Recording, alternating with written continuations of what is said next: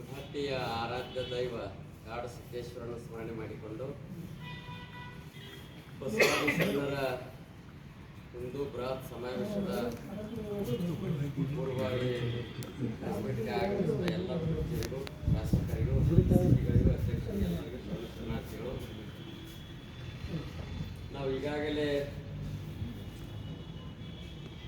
ಭಾರತೀಯ ಸನಾತನ ಸಂಸ್ಕೃತಿ ಪದ್ಧತಿಯಲ್ಲಿ ಬಂದಂಥದನ್ನು ನೋಡ್ಕೋತಾ ಬಂದಿದ್ದೇವೆ. ಇಲ್ಲಿಯ ಋಷಿ ಪರಂಪರೆ, ದಾರ್ಶನಿಕರ ಪರಂಪರೆ, ಅದರೊಳಗೆ ಶರಣರ ಪರಂಪರೆ ಇವನ್ನೆಲ್ಲ ಇರುವಾಗ ಈಗಿನ ಕಾಲಕ್ಕೆ ನಾವಿದ್ದಾಗ ಪರಮ ಪೂಜ್ಯ ಜಗದ್ಗುರು ಅದೃಶ್ಯ ಕಾಡು ಸಿದ್ದೇಶ್ವರ ಸ್ವಾಮೀಜಿ ಅವರನ್ನು ಎರಡು ಜಿಲ್ಲೆಯಲ್ಲಿ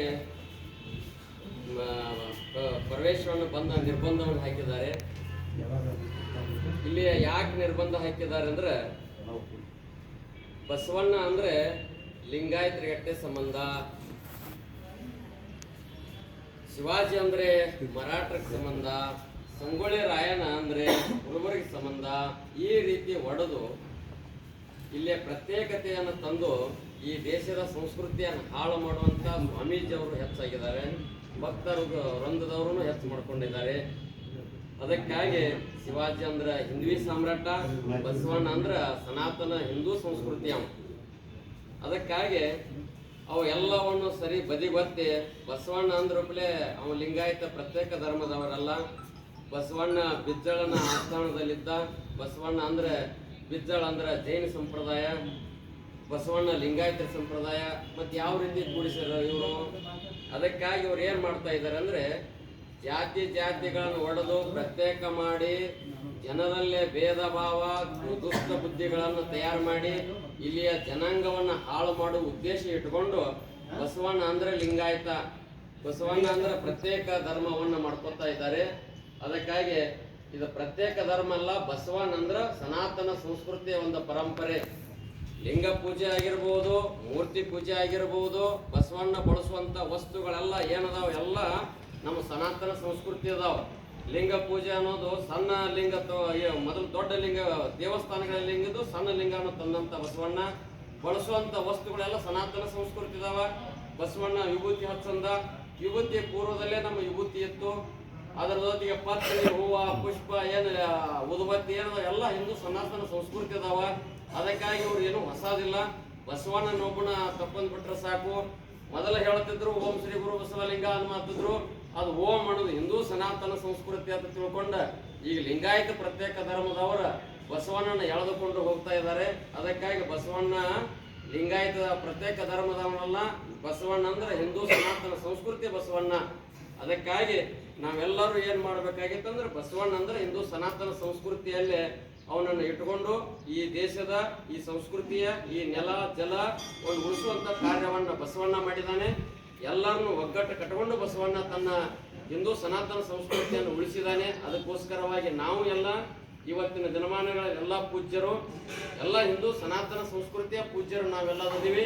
ವಚನ ಸಾಹಿತ್ಯವನ್ನು ನೋಡಿ ವೇದಗಳಲ್ಲೇ ಬರುವಂತಹ ಕಾರ್ಯಗಳನ್ನು ಹೇಳಿದ್ದಾರೆ, ಉಪನಿಷತ್ತು ಬರುವಂತಹ ಕಾರ್ಯಗಳನ್ನು ಹೇಳಿದ್ದಾರೆ, ಪುರಾಣಗಳಲ್ಲಿ ಬರುವಂತ ಘಟನೆಗಳನ್ನ ಬಸವಣ್ಣ ಹೇಳಿದ್ದಾನೆ. ಆದ್ರೆ 2-3 ವಚನಗಳನ್ನು ತಕ್ಕೊಂಡ ಕಲ್ಲು ದೇವರು ಮಣ್ಣು ದೇವರಲ್ಲ ಯಾವುದೋ ಒಂದು ವಚನಗಳನ್ನು ಹಿಡ್ಕೊಂಡ ಬಸವಣ್ಣ ಅನ್ನೋದು ಲಿಂಗಾಯತ ಸಂಪ್ರದಾಯಕ ಕಟ್ಟುಪಾಡಿಗೆ ಕೆಡುವಂತ ಸನ್ಯಾಸಿಗಳು ಇವತ್ತನ್ನ ಪೂಜ್ಯರು ಅದಕ್ಕೆ ಗಂಟು ಬಿದ್ದು ಇಲ್ಲಿಯ ಜನಾಂಗವನ್ನ ವಿಪರೀತವಾಗಿ ದೂಚಿಸುವಂತ ಕಾರ್ಯವನ್ನ ಮಾಡ್ತಾ ಇದ್ದಾರೆ. ಅಂತ ಕಾರ್ಯವನ್ನ ನಾವೆಲ್ಲ ಭಾರತೀಯರು ಸನಾತನ ಸಂಸ್ಕೃತಿ ಕೊಡಮಾಡದೆ ಇಲ್ಲಿಯ ಸನ್ಯಾಸಿಗಳಿಗೆ ಅವಹೇಳನ ಮಾಡುವಂತ ಸರ್ಕಾರಕ್ಕೂ ನಾವೊಂದು ಕರೆ ಕೊಡಬೇಕಾಗಿದೆ. ಅವ್ರು ಈ ರೀತಿ ಅಂತ ಜಾತ್ಯಾತೀತ ರಾಷ್ಟ್ರ ತಿಳುವತ್ನಾಗ ಲಿಂಗಾಯತ ಪ್ರತ್ಯೇಕ ರಾಷ್ಟ್ರ ಪ್ರತ್ಯೇಕ ಪದ್ಧತಿಯನ್ನು ಯಾಕೆ ಆಚರಣೆ ಮಾಡಬೇಕು ಕೊಡ್ತಾರೆ ಇವರು? ಅದಕ್ಕಾಗಿ ನಾವೆಲ್ಲ ಸರ್ವಧರ್ಮ ಸಮ್ಮೇಳನ ಅಂತ ಹೇಳ್ತಿರ್ತಾರೋ, ಲಿಂಗಾಯತ ಪ್ರತ್ಯೇಕ ಧರ್ಮವನ್ನು ಪ್ರತ್ಯೇಕ ಮಾಡಿ ಅಂತ ಹೇಳ್ತಿರ್ತಾರಿಂದ ಈ ರೀತಿಯಲ್ಲೇ ಮಾಡುವಂದ್ರಾಗ ಇವರು ಹೊಡೆಯಂಥದ್ದು ಹೆಚ್ಚ ಮಾಡ್ತಾ ಇದ್ದಾರೆ. ಅದಕ್ಕಾಗಿ ಸರ್ಕಾರದವರು, ಸನ್ಯಾಸಿಗಳು, ಅದ್ರಾಗ ಎಲ್ಲರೂ ಕೂಡಿ ಬಸವಾದಿ ಶರಣರನ್ನು ಪ್ರತ್ಯೇಕ ಮಾಡಿಕೊಂಡು ಈ ರಾಜ್ಯವನ್ನ ದೇಶವನ್ನು ಹೊಡೆಯುವಂತ ಪದ್ಧತಿಯನ್ನು ಹಾಕೊಂಡಿದ್ದಾರೆ. ಅದಕ್ಕಾಗಿ ನಾವೆಲ್ಲ ಸನ್ಯಾಸಿಗಳು ಒಕ್ಕಟ್ಟಾಗಿದ್ದೇವೆ.